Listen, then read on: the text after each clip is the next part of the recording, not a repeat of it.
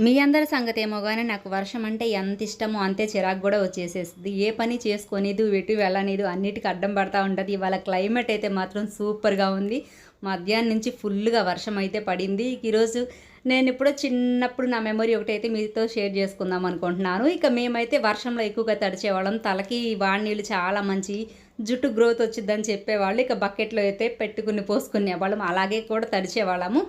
ఇక ఇంకొకటేమో కప్పకి, అలాగే నక్కకి పెళ్లి. అది ఎలా అంటే ఎండ, వాన 2 కలిపొస్తే అలా అనేవాళ్ళనమాట. అవన్నీ చిన్నప్పుడు చాలా బావుండేయి.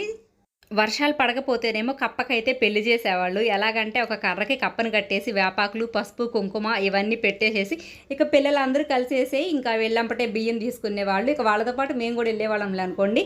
ఇక ఇంటింటికెళ్ళైతే బియ్యం తీసుకొని వాటిలతో పొంగలో ఏదో చేసుకొని ఇంకా అట్లా చేసేవాళ్ళు ప్రసాదం లెక్క.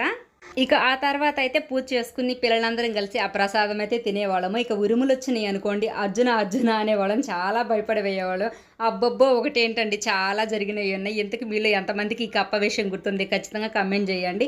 ఇక మాకైతే మాత్రం ఈరోజు ఈవినింగ్ స్నాక్స్ అయితే ఇక ఈ వర్షంలో వేడి వేడిగా అయితే తినాలనిపించింది. ఇంట్లో అయితే 2 బంగాళదుంపలున్నాయి. ఇక అవైతే తీసుకొని నేనైతే బజ్జీలేసుకున్న. వీడియో లైక్ చేసి సబ్స్క్రైబ్ జేయండి.